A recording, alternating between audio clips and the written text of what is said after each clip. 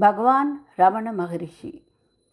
The scriptures tell us that it is as difficult to trace the path a sage pursues as it is to draw a line marking the course a bird takes in the air while on its wings.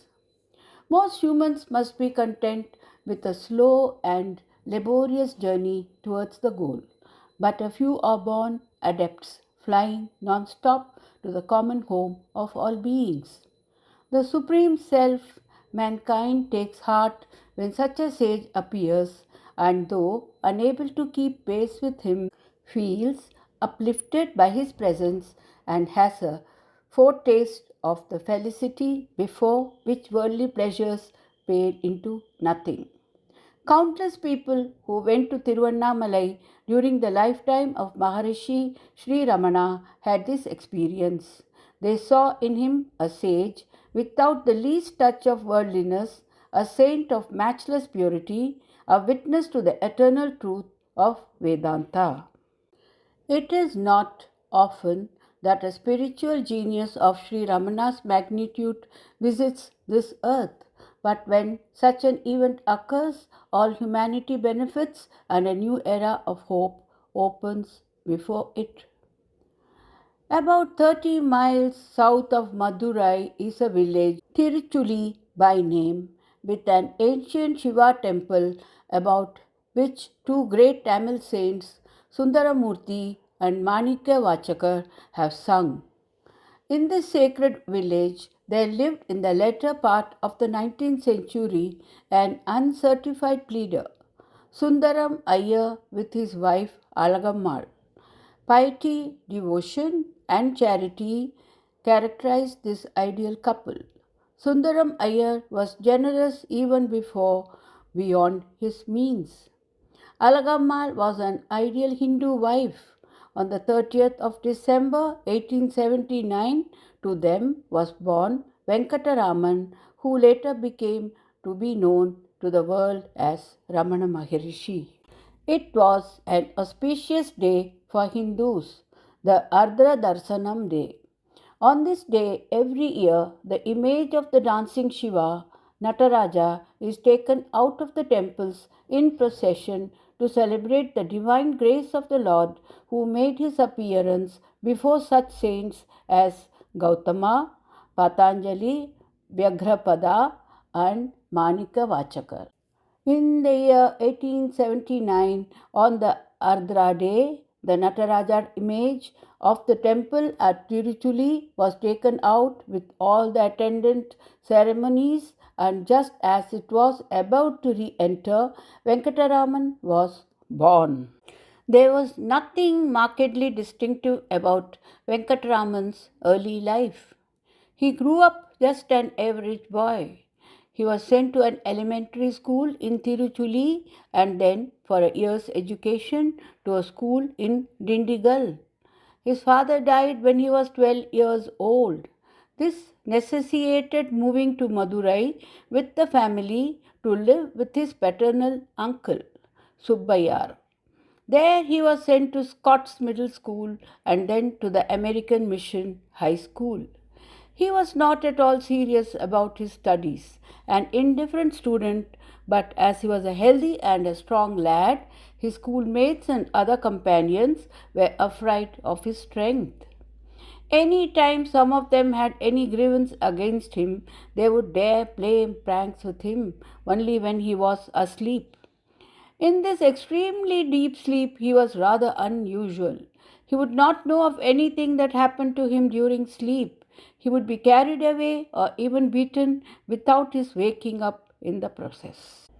It was apparently by accident that Venkataraman heard about Arunachala when he was 16 years old. One day, an elderly relative called on the family in Madurai. The boy asked him where he had come from. The relative replied, from Arunachala. The very name Arunachala acted as a magic spell on Venkataraman, and with evident excitement he put his next question. What? From Arunachala? Where is it? And he got the reply that Tiruvannamalai was Arunachala. Referring to this incident later, the sage says in one of his hymns to Arunachala, quickly following the incident which attracted Venkatraman's attention to Arunachala, there was another event that also contributed to the turning of the boy's mind to the deeper values of spirituality. He chanced to lay his hands on a copy of Sekkilar's Periya Puranam, which relates the lives of the Saiva saints. He read the book and was enthralled by it. This was the first piece of religious literature he read. The example of the saints fascinated him, and in the inner recesses of his heart, something responded favorably. Without any apparent preparation, a longing arose in him to emulate the spirit of renunciation and devotion that constituted the essence of saintly life. The spiritual experience for which Venkataraman was now devoutly wishing came to him soon, and quite unexpectedly. It was about the middle of the year 1896. Venkataraman was 17 then. One day he was sitting up alone on the first floor of his uncle's house. He was in his usual health. There was nothing wrong with him, but a sudden and unmistakable fear of death took hold. He felt he was going to die. Why this feeling should have come to him, he did not know. The feeling of impending death, however, did not unnerve him. He calmly thought about what he should do. He said to himself, now death has come. What does it mean? What does it that is dying? This body dies? Immediately thereafter, he lay down, stretching his limbs out and holding them stiff as though rigor mortis had set in. He held his breath and kept his lips tightly closed, so that to all outward appearance his body resembled a corpse. Now what would happen? This was what he thought. Well, this body is now dead. It will be carried to the burning ground and there burnt and reduced to ashes. But with the death of this body, am I dead? Is the body I? This body is silent and inert, but I feel the full force of my personality and even the voice of the I within me apart from it. So I am the spirit transcending the body. The body dies, but the spirit that transcends it cannot be touched by death. That means I am the deathless spirit. As Bhagavan Sri Ramana narrated this experience later on for the benefit of his devotees, it seemed as though this was a process of reasoning, but he took care to explain that this was not so. The realization came to him in a flash. He perceived the truth directly. I was something very real, the only real thing. Fear of death vanished once and for all. From then on, I continued like the fundamental Shruti note that underlies and blends with all other notes. Thus, young Venkataraman found himself on the peak of spirituality without any arduous or prolonged sadhana. The ego was lost in the flood of self-awareness. All of a sudden, the boy that used to be called Venkataraman had flowered into a sage and saint. There was noticed a complete change in the young man's life. The things that he had cared for earlier completely lost their value. The spiritual values which he had ignored till then became the only objects of attention. School, studies, friends, relations, none of these had now any significance for him. He grew utterly indifferent to his surroundings. Humility, meekness, non-resistance, and other virtues became his adornment. Avoiding company, he preferred to sit alone, all absorbed in concentration on the self. He went to the Meenakshi temple every day and experienced exaltation every time he stood before the images of the gods and saints. Tears flowed from his eyes profusely. The new vision was constantly with him. His was the transfigured life. Venkataraman's elder brother observed the great change that had come upon him. On several occasions, he rebuked the boy for his indifferent and yogi like behavior. About 6 weeks after the great experience came the crisis. It was on the 29th of August 1896. Venkataraman's English teacher had asked him as a punishment for indifference in studies to copy out a lesson from Bain's grammar 3 times. The boy copied it out twice, but stopped there, realizing the utter futility of the task. Throwing aside the book and the papers, he sat up, closed his eyes, and turned inward in meditation. The elder brother, who was watching Venkataraman's behavior all the while, went up to him and said, "What use is all this to one who is like this?" This is obviously meant as a rebuke for Venkataraman's unworldly ways, including neglect of studies. Venkataraman did not give any reply. He admitted to himself that there was no use pretending to study and be his own self. He decided to leave his home, and he remembered that there was a place to go to, that is Tiruvannamalai. But he were to express his intention to his elders, they would not let him go. So guile had to be used. He told his brother that he was going to school to attend a special class that noon. The brother thereupon asked him to take 5 rupees from the box below and pay it as his fees at the college where he was studying. Venkataraman went downstairs. His aunt served him a meal and gave him the 5 rupees. He took out an atlas which was in the house and noted that the nearest railway station to Tiruvannamalai mentioned there was Dindivanam. Actually, however, a branch line had been laid to Tiruvannamalai itself. The atlas was an old one. Calculating that 3 rupees would be enough for the journey, Venkataraman took that much and left the balance with the letter at a place in the house where his brother could easily find them and made his departure for Tiruvannamalai. This was what he wrote in that letter. "I have set out in quest of my father in accordance with his command. This, meaning his person, has only embarked on a virtuous enterprise. Therefore, no one need grieve over this act, and no money need be spent in search of this. Your college fees has not been paid, herewith rupees 2." There was a curse on Venkataraman's family. In truth, it was a blessing that one out of every generation turned out to be a mendicant. This curse was administered by a wandering ascetic who, it is said, begged alms at the house of one of Venkataraman's forebears and was refused.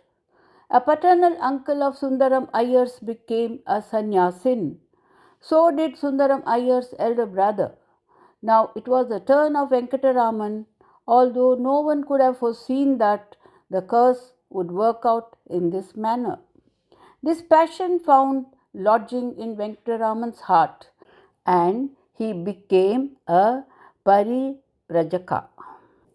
It was an epic journey that Venkataraman made from Madurai to Tiruvannamalai. About noon, he left his uncle's house. He walked to the railway station, which was half a mile away. Fortunately, the train was running late that day. Otherwise, he would have missed it. He looked up the table of fares and came to know that the third-class fare to Tindivanam was 2 rupees and 13 annas. He bought a ticket and kept with him the balance of 3 annas. Had he known that there was a rail track to Tiruvannamalai itself, and had he consulted the table of fares, he would have found that the fare was exactly 3 rupees. When the train arrived, he boarded it quietly and took his seat. A Maulvi also was travelling, entered into conversation with Venkataraman. From him, Venkataraman learned that there was train service to Tiruvannamalai and that one need to go to Tindivanam, but could change trains at Virupuram. This was a useful piece of information. It was dusk when the train reached Tiruchirappalli. Venkataraman was hungry. He bought 2 country pears for half an anna, and strangely enough, even with the first bite, his hunger was appeased. About 3 o'clock in the morning, the train arrived at Virupuram. Venkataraman got off the train there with the intention of completing the rest of the journey to Tiruvannamalai on foot. At daybreak, he went into the town and was looking out for the signpost to Tiruvannamalai. He saw a signboard reading Mambalapattu, but did not know then that Mambalapattu was a place en route to Tiruvannamalai. Before making further efforts to find out which road he was to take, he wanted to refresh himself as he was tired and hungry. He went up to a hotel and asked for food. He had to wait till noon for the food to be ready. After eating his meal, he proffered 2 annas in payment. The hotel proprietor asked him how much money he had. When told by Venkataraman that he had only 2.5 annas, he declined to accept. It was some time in the afternoon when Venkataraman arrived at Mambalapattu by train. From there he set out on foot for Tiruvannamalai. About 10 miles he walked, and it was late in the evening. There was a temple of Arayanallur nearby, built on a large rock. He went there, waited for the doors to be opened, entered and sat down in the pillared hall. He had a vision there, a vision of brilliant light, enveloping the entire place. It was no physical light. It shone for some time and then disappeared. Venkataraman continued sitting in a mood of deep meditation till he was roused by the temple priests, who were wanting to lock the doors and go to another temple 3/4 of a mile away at Kilur for service.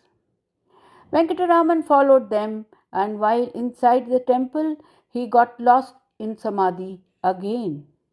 After finishing their duties, the priest woke him up but would not give him any food. The temple drummer, who had been watching the rude behavior of the priests, implored them to hand over his share of the temple food to the strange youth. When Venkataraman asked for some drinking water, he was directed to a Sastri's house, which was at some distance. While in that house, he fainted and fell down. A few minutes later, he rallied around and saw a small crowd looking at him curiously. He drank the water, ate some food, and lay down and slept. Next morning, he woke up.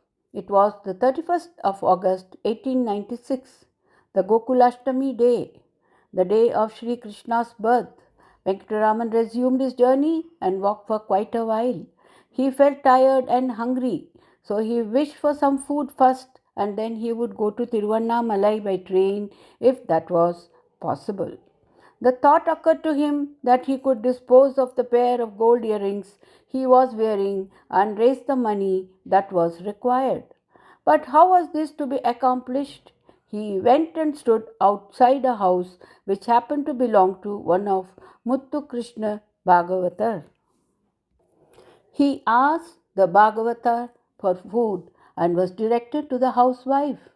The good old lady was pleased to receive the young sadhu and feed him on the auspicious day of Sri Krishna's birth. After the meal, Venkataraman went to the Bhagavatar again and told him that he wanted to pledge his earrings for 4 rupees in order that he may complete his pilgrimage. The rings were worth about 20 rupees, but Venkataraman had no need for that much money. The Bhagavatar examined the earrings, gave Venkataraman the money he had asked for, took down the youth's address, wrote out his own on a piece of paper for him, and told him that he could redeem the rings at any time. Venkataraman had his lunch at the Bhagavatar's house. The pious lady gave him a packet of sweets that she had prepared for Gokulashtami.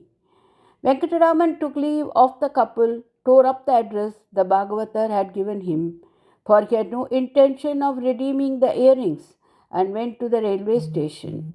And there was no train till the next morning. He spent the night there. On the morning of the 1st September 1896, he boarded the train to Tiruvannamalai. The travel took only a short time.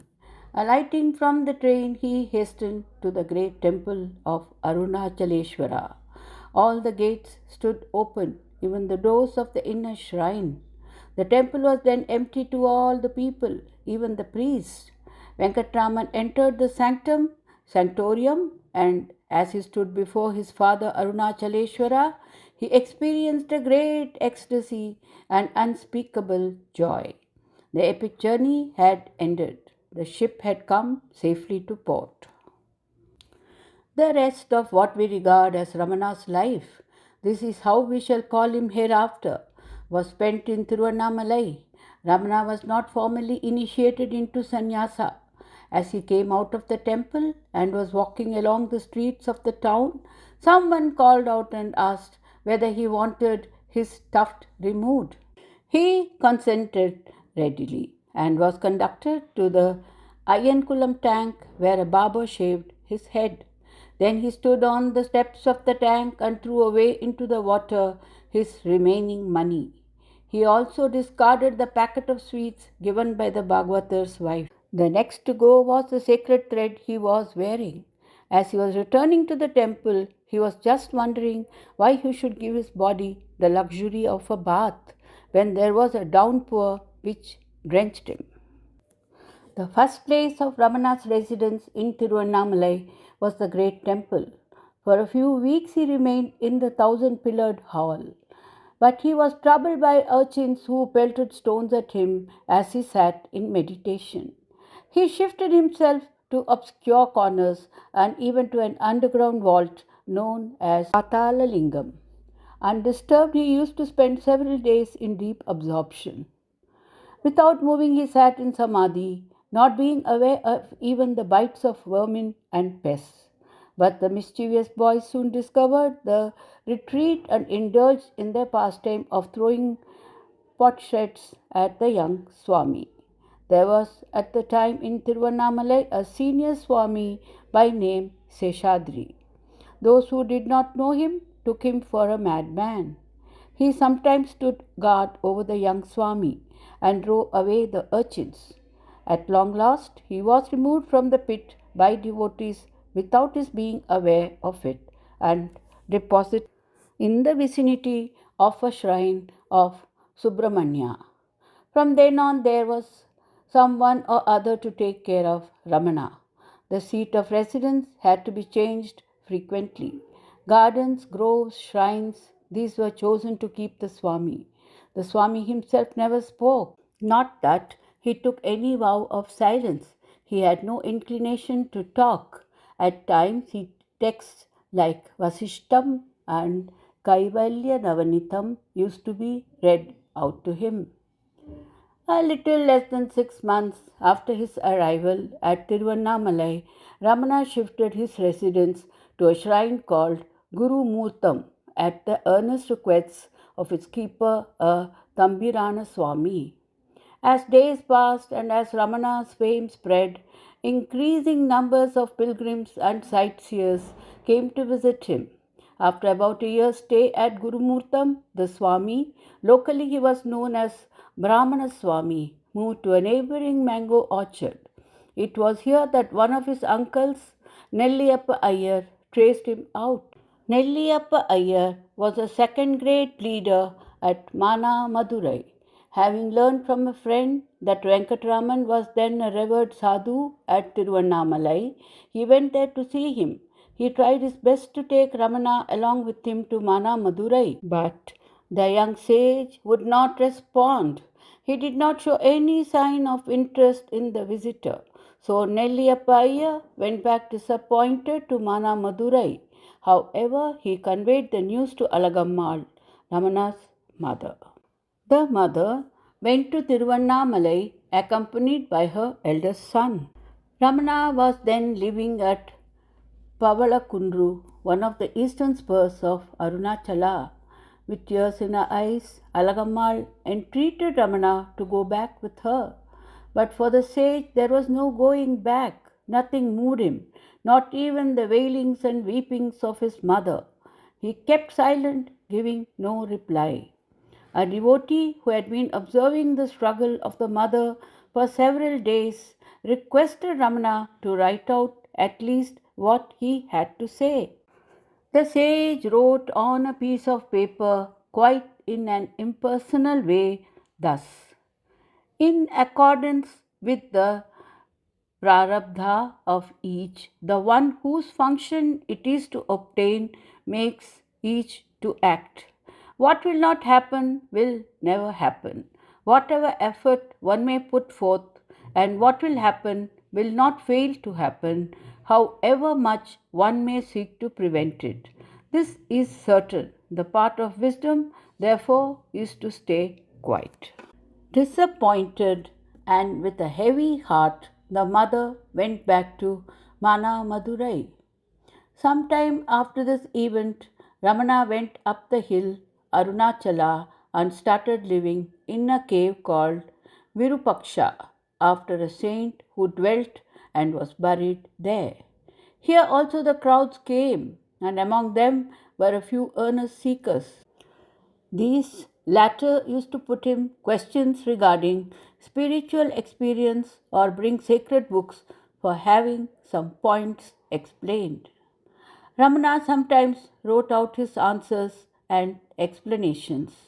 One of the books that was brought to him during this period was Shankara's Viveka Chudamani, which later on he rendered into Tamil prose. There were also some simple unlettered folk that came to him for solace and spiritual guidance. One of them was Echammal, who, having lost a husband, son, and daughter, was disconsolate till the fates guided her to Ramana's presence. She made it a point to visit the Swami every day and took upon herself the task of bringing food for him as well as for those who lived with him. After her return to Mana Madurai, Alagammal lost her eldest son. 2 years later, her youngest son Nagasundaram paid a brief visit to Tiruvannamalai. She herself went there once on a return from a pilgrimage to Varanasi and again during a visit to Tirupati. On this occasion, she fell ill and suffered for several weeks with symptoms of typhoid. Ramana showed great solicitude in nursing her and restoring her to health. He even composed a hymn in Tamil, beseeching Lord Arunachala to cure her of her disease. The first of the hymns runs as follows: O medicine in the form of a hill that arose to cure the disease of all the birds that come in succession like waves.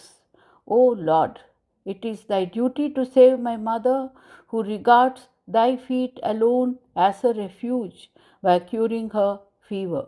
He also prayed that his mother should be granted the vision divine and be weaned off from worldliness.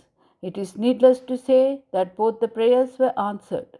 Alagammal recovered and went back to Mana Madurai.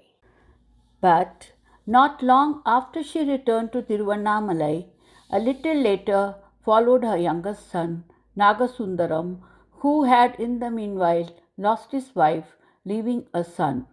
It was in the beginning of 1916 that the mother came, resolved to spend the rest of her life with Ramana. Soon after his mother's arrival, Ramana moved from Virupaksha to Skandashramam, a little higher up the hill.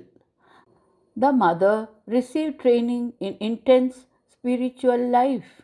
She donned the ochre robe and took charge of the ashrama kitchen. Nagasundaram too became a sannyasin, assuming the name Niranjanananda.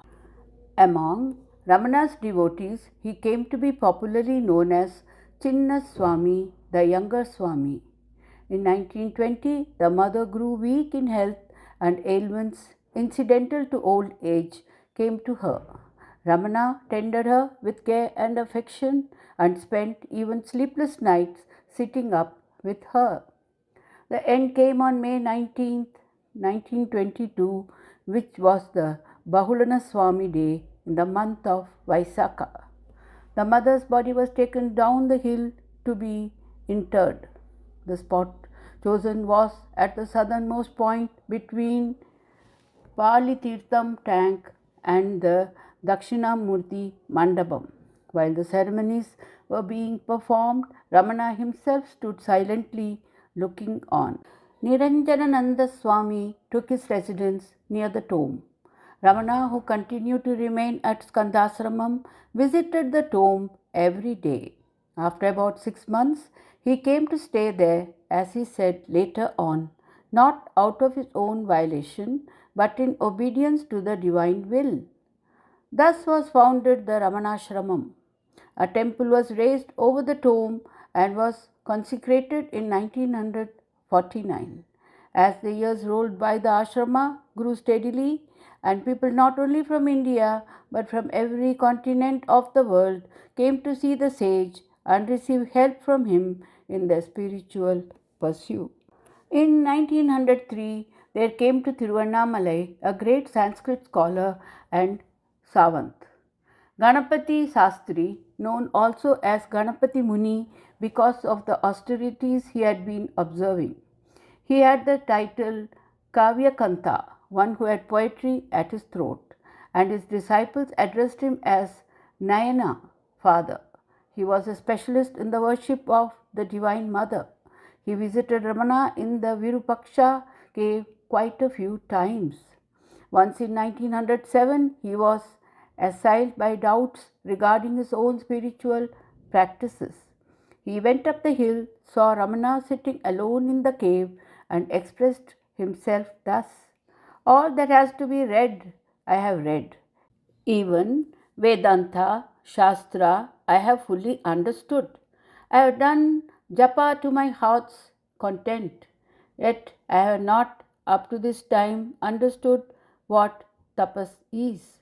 Therefore I have sought refuge at your feet. Pray enlighten me as to the nature of tapas." Ramana replied, now speaking, "If one watches whence the notion I arises, the mind gets absorbed there. That is tapas. When a mantra is repeated, if one watches whence that mantra sound arises, the mind gets absorbed there. That is tapas." To the scholar, this came as a revelation. He felt the grace of the sage enveloping him. It was he who proclaimed Ramana to be Maharishi and Bhagavan. He composed hymns in Sanskrit in praise of the sage and also wrote the Ramana Gita explaining his teachings. Ramana's first Western devotee was F. H. Humphreys. He came to India in 1911 to take up a post in the police service at Vellore. Given to the practice of occultism, he was in search of a Mahatma. He was introduced to Ganapati Shastri by his Telugu tutor, and Shastri took him to Ramana. The Englishman was greatly impressed. Writing about his first visit to the sage in the International Psychic Gazette, he said, "On reaching the cave, we sat before him at his feet and said nothing. We sat thus for a long time, and I felt lifted out of myself. For half an hour, I looked into the Maharishi's eyes which never change the expression of deep contemplation. The Maharishi is a man beyond description in his expression of dignity, gentleness, self control, and calm strength of conviction. Humphrey's ideas of spirituality changed for the better as a result of the contact with Ramana. He repeated his visits to the sage. He recorded his impressions in his letters to a friend in England, which were published in the Gazette mentioned above. In one of them, he wrote, "You can imagine nothing more beautiful than his smile." It was not all good people that went to the ashrama. Sometimes bad ones turned up also, even bad sadhus. Twice in the year 1924, thieves broke into the ashrama in quest of loot. On the second of these occasions, they even beat the Maharishi, finding that there was a very little for them to take. When one of the devotees sought the sage's permission to punish the thieves, the sage forbade him, saying, "They have their dharma, we have ours. It is for us to bear and forbear. Let us not interfere with them." When one of the thieves gave him a blow on the left thigh, he told him, "If you are not satisfied, you can strike the other leg also." After the thieves had left, a devotee inquired about the beating. The sage remarked, "I also have received some puja," punning on the word which means worship, but is also used to mean blows. The spirit of harmlessness that permeated the sage and his environs made even animals and birds make friends with him. He showed them the same consideration that he did to the humans that went to him. When he referred to any of them, he used the form he or she and not it. Birds and squirrels built their nests around him. Cows, dogs, and monkeys found asylum in the ashrama. All of them behaved intelligently, especially the cow Lakshmi. He knew their ways quite intimately. He would see to it that they were fed properly and well, and when any of them died, the body would be buried with due ceremony. The life in the ashrama flowed on smoothly. With the passage of time, more and more of visitors came, some of them for a short stay and others for long periods. The dimensions of the ashrama increased, and new features and departments were added. A home for the cattle, a school for the study of the Vedas, a department for publication, and the Mother's Temple with regular worship, etc. Ramana sat most of the time in the hall that had been constructed for the purpose as the witness to all that happened around him. It was not that he was not active. He used to stitch leaf plates, dress vegetables, read proofs received from the press, look into newspapers and books, suggest lines of reply to letters received. Yet it was quite evident that he was apart from everything. There were numerous invitations for him to undertake tours, but he never moved out of Tiruvannamalai and in the later years out of the ashrama. Most of the time, every day, people sat before him. They sat mostly in silence. Sometimes some of them asked questions, and sometimes he answered them. The golden jubilee of Ramana's coming to stay at Tiruvannamalai was celebrated in 1946 and in 1947. His health began to fail. He was not yet 70 but looked much older. Towards the end of 1948, a small nodule appeared below the elbow of his left arm. As it grew in size, the doctor in charge of the ashrama dispensary cut it out, but in a month's time it reappeared. Surgeons from Madras were called and they operated. The wound did not heal and the tumor came again. On further examination, it was diagnosed that the affection was a case of sarcoma. The doctor suggested amputating the arm above the affected part. Ramana replied with a smile, "There is no need for alarm. The body is itself a disease. Let it have its natural end. Why mutilate it? Simple dressing of the affected part will do." 2 more operations had to be performed, but the tumor appeared again. indigenous systems of medicine were tried, and homeopathy too. The disease did not yield itself to treatment. The sage was quite unconcerned and was supremely indifferent to suffering. He sat as a spectator watching the disease waste the body, but his eyes shone as bright as ever, and his grace flowed towards all beings. Crowds came in large numbers. Ramana insisted that they should be allowed to have his darshana. Devotees profoundly wished that the sage should cure his body through an exercise of supernormal powers. Some of them imagined that they themselves had the benefit of these powers which they attributed to Ramana. Ramana had compassion for those who grieved over the suffering, and he sought to comfort them by reminding them of the truth that Bhagavan was not the body. They take this body for Bhagavan and attribute suffering to him. What a pity! They are despondent. The Bhagavan is going to leave them and go away. Where can he go and how? The end came on the 14th of April 1950. That evening, the sage gave darshana to the devotees that came. All that were present in the ashrama knew that the end was nearing. They sat singing Ramana's hymn to Arunachala with the refrain Arunachala Shiva. The sage asked his attendants to make him sit up. He opened his luminous and gracious eyes for a brief while. There was a smile. Tear of bliss trickled down from the outer corner of his eyes. And at 8:47, the breathing stopped. There was no struggle, no spasm, none of the signs of death. At that very moment, a comet moved slowly across the sky, reached the summit of the holy hill, Arunachala, and disappeared behind it. The philosophy of Sri Ramana, which is the same as that of Advaita Vedanta, has for its aim self-realization. The central path taught in this philosophy is the inquiry into the nature of self, the content of the notion I.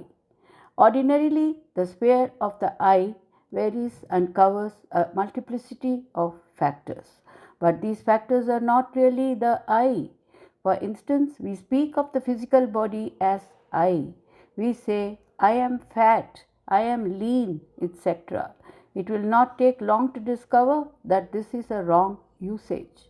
The body itself cannot say I, for it is inert. Even the most ignorant man understands the implication of the expression my body. It is not easy, however, to resolve the mistaken identity of the I with egoity, that is, because the inquiring mind is the ego, and in order to remove the wrong identification, it has to pass a sentence of death, as it were, on itself. This is by no means a simple thing. The offering of the ego in the fire of the wisdom is the greatest form of sacrifice. The discrimination of the self from the ego, we said, is not easy, but it is possible. All of us can have this discrimination if we ponder over the implication of a sleep experience. In sleep, we are, though the ego has made its exit. The ego does not function there. Still, there is the I that witnesses the absence of the ego as well as of the objects. If the I were not there, one would not recall on waking from one's sleep experience and say, I slept happily, I did not know anything. We have then two I's, the pseudo I, which is the ego, and the true I, which is the self. The identification of the I with the ego is so strong that we seldom see the ego without its mask. Moreover, all our relative experience turns on the pivot of the ego. With the rise of the ego, on waking up from sleep, the entire world rises with it. The ego therefore looks so important and unassailable. The cessation or non-cessation of the body has nothing to do with release. The body may continue to exist and the world may continue to appear as in the case of the Maharishi. That makes no difference at all to the self that has been realized. In truth, there is neither the body nor the world for him. There is only the self, the eternal existence, the intelligence, the unsurpassable bliss. Such an experience is not entirely foreign to us. We have it in sleep, where we are conscious neither of the external world of things nor of the inner world of dreams. But that experience lies under the cover of ignorance. So it is that we come back to the fantasies of dream and of the world of waking. Non return to duality is possible only when nescience has been removed. To make this possible is the aim of Vedanta. To inspire even the lowliest of us, we hope and help us out of the slough of despond is the supreme significance of such illustrious exemplars as the Maharishi.